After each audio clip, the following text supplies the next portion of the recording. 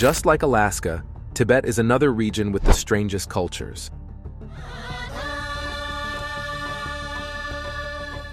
Located in Madagascar, almost like it's hiding from the world, Tibet has been a remote tourist attraction island for years. Tourists love it for its inspirational sceneries, ancient temples, and one particularly interesting culture. Unlike what you're used to in the modern Western world, Tibet is regarded as the most remote island where the natives offer you their women as a form of exchange among themselves. If you think that's absurd, wait until you find out about their unusual historical tales that you just might find quite familiar.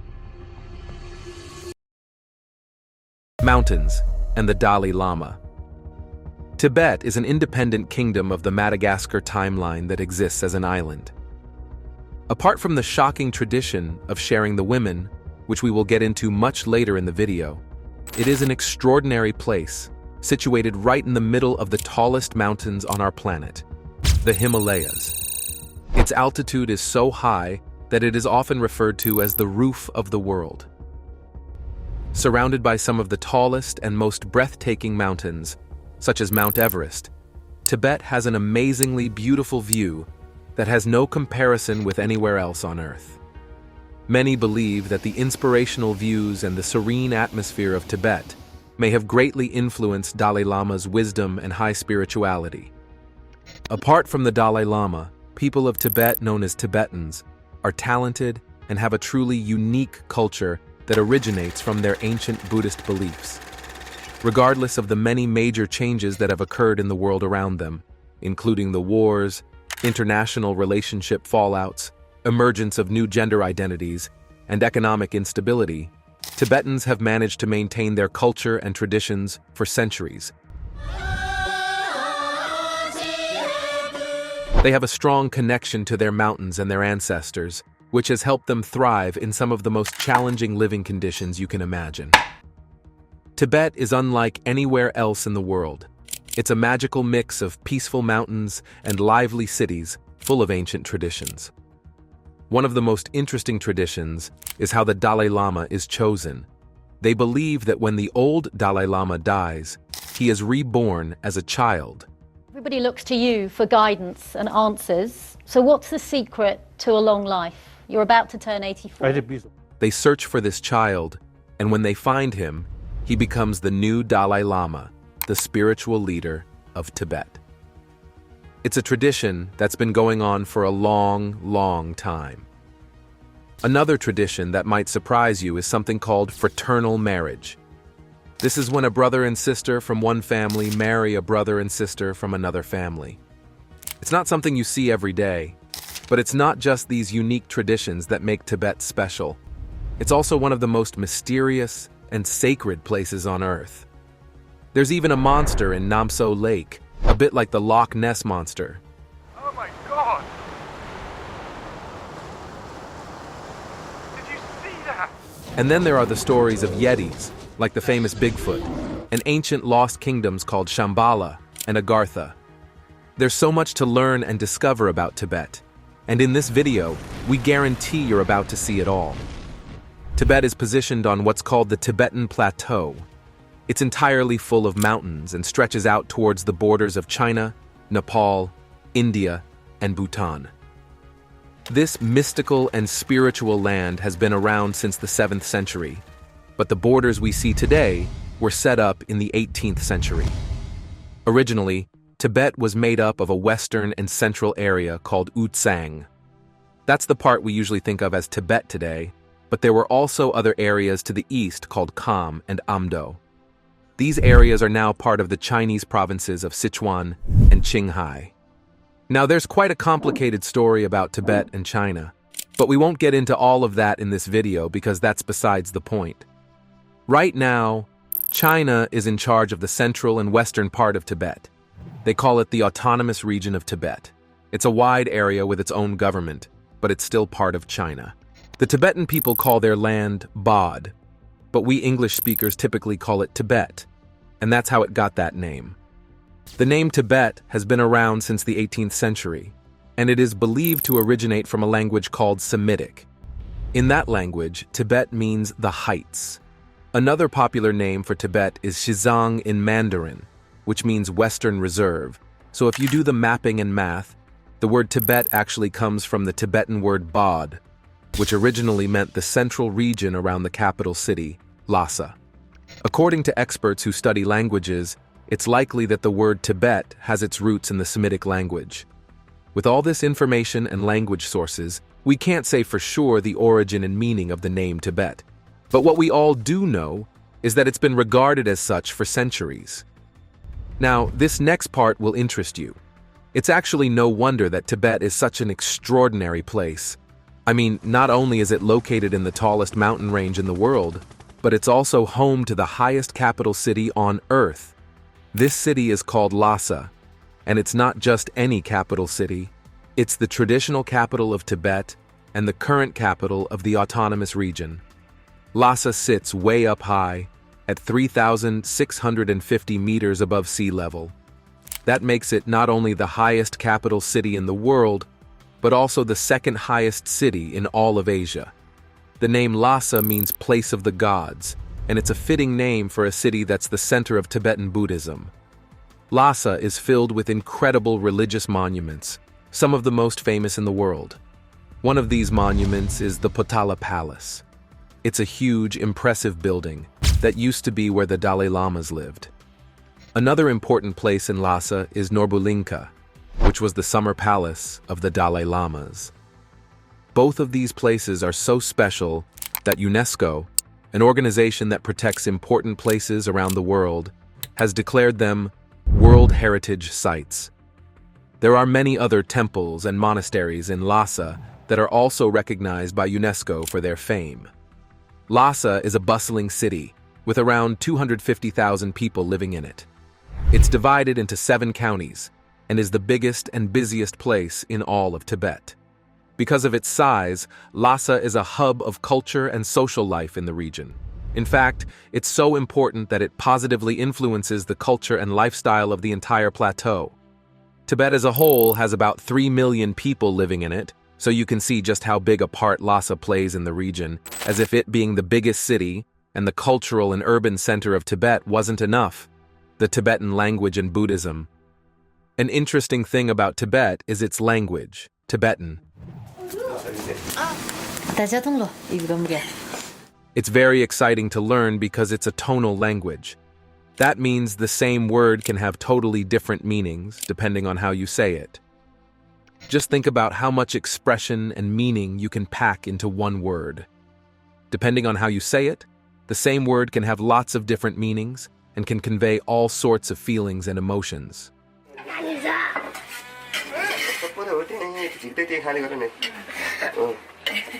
The main religion in Tibet, Tibetan Buddhism, is unlike any other form of Buddhism. It started in the Indian subcontinent and then came to Tibet around the 7th century. But since then, it's changed and grown to include local beliefs and practices. Now, it's a huge part of what it means to be Tibetan. If you visit Tibet, you'll see evidence of the religion pretty much everywhere.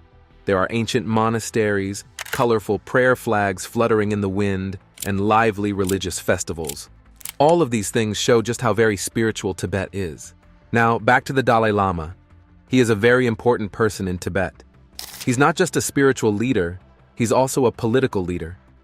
People all over the world look up to him because he's full of wisdom and compassion.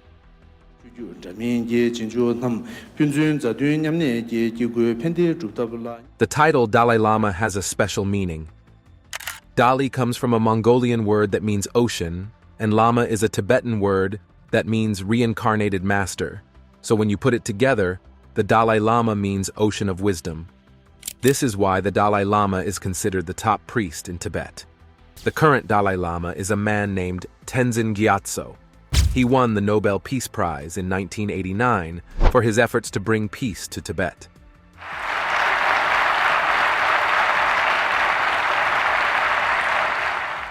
You might have heard of him from famous movies and documentaries like 7 Years in Tibet. One of the oldest and most surprising traditions in Tibet is how they choose the next Dalai Lama. This supports the fact that Tibetans strongly believe in reincarnation. According to Tibetan Buddhism, the Dalai Lamas are believed to be reincarnations of a god called Avalokitesvara. When one Dalai Lama dies, people believe he's reborn as a baby within 49 days. This baby then has to be found and given a special education and spiritual training. People search all over the world, looking for signs and predictions that might lead them to the baby who has the soul of the deceased Dalai Lama. Once they find the right baby, he's taught all about Buddhist teachings. He grows up to become the spiritual leader of the Tibetan people. These traditions are very sacred to the Tibetan people.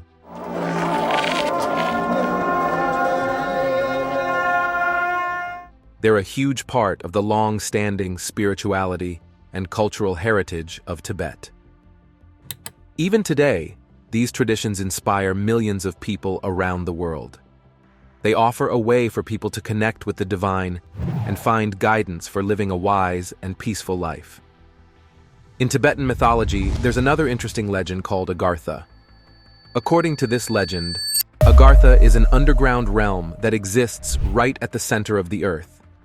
It is said to be connected by a network of underground tunnels and hidden caves. In Agartha, there's believed to be an advanced civilization made up of enlightened and wise beings. People who've explored these legends, like explorers and mystics, say that Agartha is a place where ancient knowledge and advanced technology are kept safe.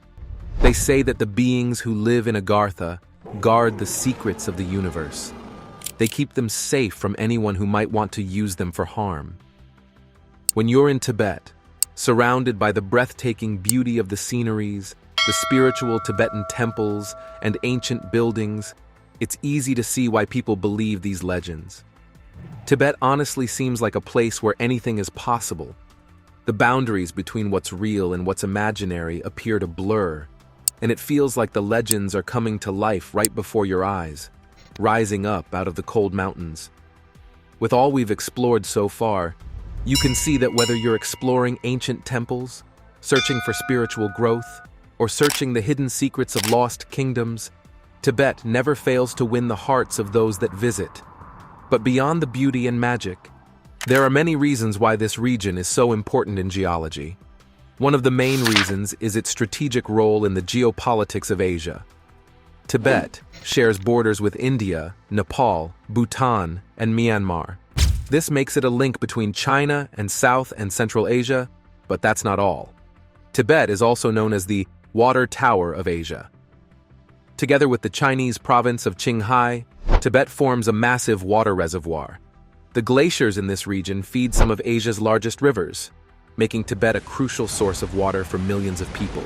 The rivers that flow from Tibet's glaciers include some of the most important in Asia, such as the Brahmaputra, the Yangtze, the Mekong, and the Yellow River. These rivers provide water for drinking, irrigation, and hydroelectric power to millions of people in China, India, Bangladesh, and Southeast Asia. Tibet's glaciers are also necessary to the environment for another reason. They help regulate the global climate by reflecting sunlight and keeping the Earth cool. As the glaciers melt due to climate change, there's a risk of flooding in the short term and water shortages in the long term. To add to its strategic and environmental importance, Tibet is also home to a rich cultural heritage.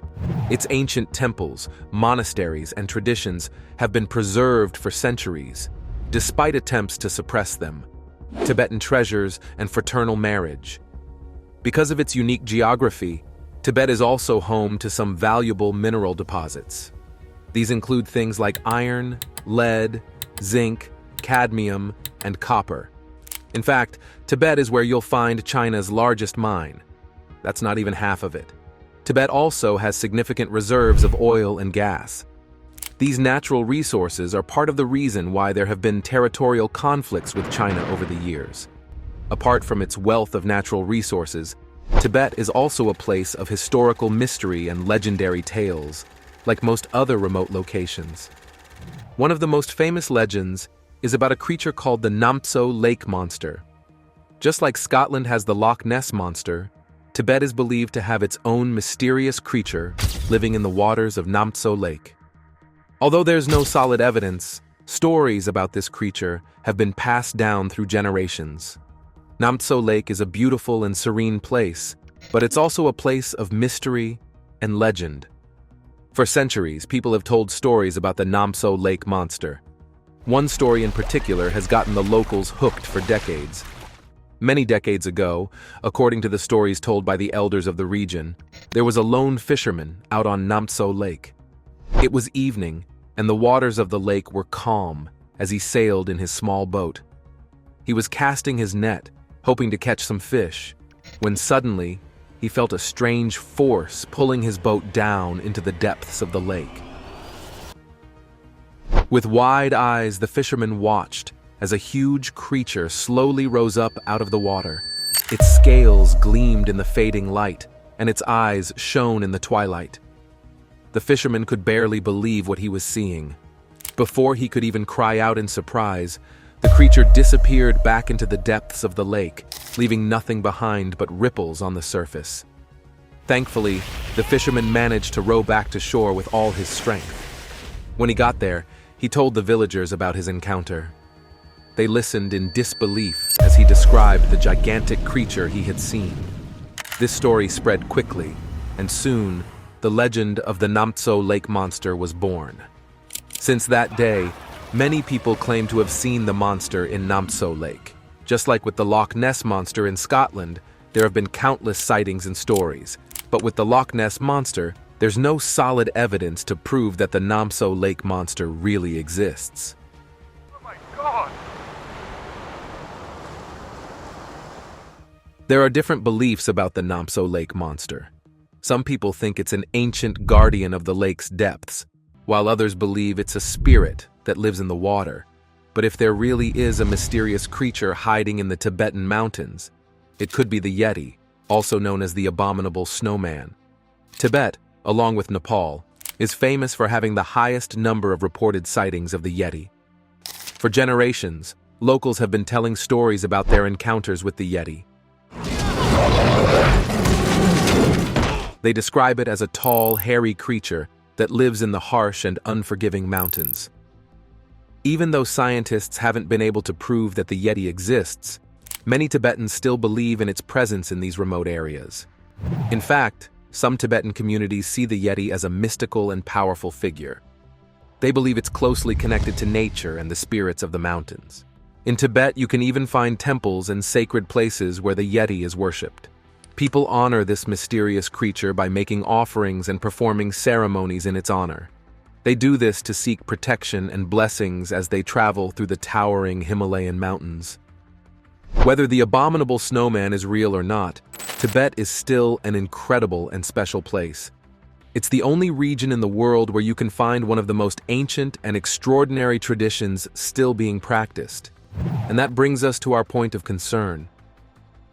This tradition is called Fraternal Tibetan marriage, or marriage between siblings. At first, the idea of fraternal Tibetan marriage might sound strange or even shocking, but in reality, it's not as strange as it might seem at first. Fraternal Tibetan marriage is a unique cultural practice where family ties are strengthened through marriage between siblings from different families. In fraternal Tibetan marriage, a brother and a sister from one family marry another brother and sister from a different family. For example, two brothers from one family might marry two sisters from another family.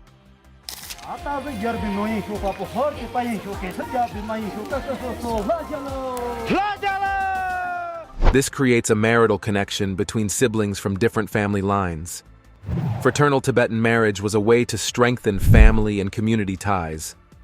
By marrying siblings from different families, it brought two families together and encouraged collaboration and mutual support.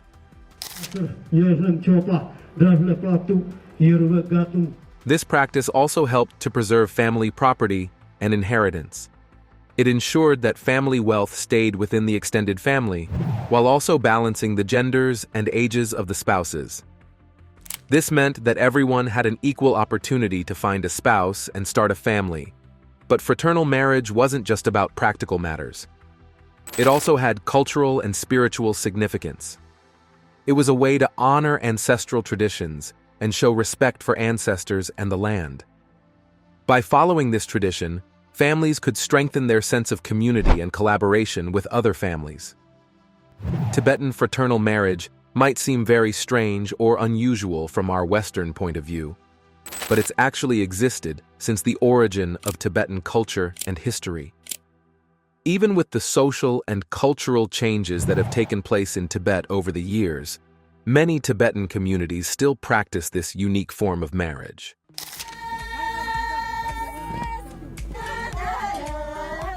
For them, it's not just a tradition, it's a big part of their identity and cultural heritage. In a world that's becoming more and more globalized, Tibetan fraternal marriage is a unique example of cultural diversity and respect for ancestral traditions. Before we proceed any further, with all we've said so far, would you like to visit Tibet? What do you think of these traditions, ancient creatures, and strange mysteries? We'd also love to know which ones surprised you the most. We bet it's the fraternal marriage shocker. Now, did you know that for centuries, Tibet was part of the ancient Silk Road trade routes that connected East and West?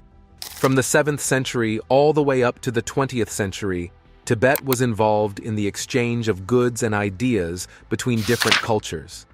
In short, Tibet became a preferred trade middleman island by other locations. Next, let's talk about some of Tibet's most important temples and monasteries. Many of them are located along the Friendship Highway, a route that connects the capital of Tibet, Lassa, with Kathmandu, the capital of Nepal. One of the most sacred temples in Tibet is the Jokhang. It's a sanctuary that has been a destination for pilgrims for over 1,300 years. Given Tibet's incredibly high altitude, if you'd like to visit this unusual place, you need to be aware of and prepared for something called altitude sickness, because the gravity of this condition is greater than you think. Altitude sickness happens when your body doesn't adjust well to the decrease in oxygen levels at high altitudes. If not addressed properly, it can cause some pretty unpleasant symptoms. To avoid altitude sickness,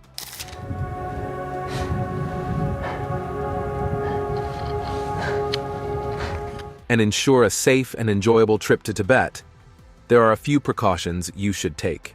One of the most important things is to take your time and allow yourself to gradually adjust to the altitude. This means taking it slow and not rushing your journey. Allowing your body time to acclimatize to the altitude conditions can help minimize the risk of altitude sickness and ensure that it doesn't negatively affect your travel experience. So in case you're there up high on a Tibetan mountain, just take it easy and give yourself plenty of time to adjust. Little advice: the best time to visit Tibet is from April to October, as this is when the landscapes are at their most stunning. But just keep in mind that July and August are rainy months in Tibet. If you're planning on hiking, many people consider May to be the best month because the weather is usually clear and the scenery is beautiful. However, some people prefer to visit in September or October when the weather is cooler, and there are fewer tourists. There's also the fact that before you go to Tibet, you need to get an entry permit. This is something you need to arrange in advance, and you should know that Tibet is usually closed to tourists in March. Secretive much, I know.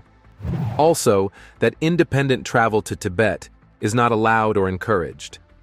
As you might guess, this is mostly because of ongoing disputes over China's occupation of Tibet.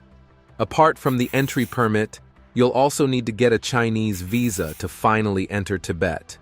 The downside of these rules and processes is that they can be complicated because there are specific deadlines and requirements you need to meet. But here's an easy tip. When it comes to getting to Tibet, there are a few options.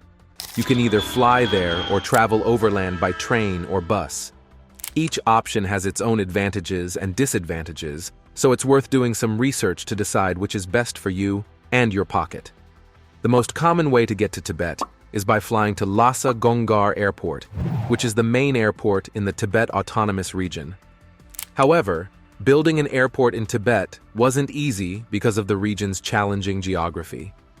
For many years, the process of building an airport in Tibet faced numerous challenges and setbacks. There were dangerous air routes to navigate, and there were several fatal accidents during the construction process.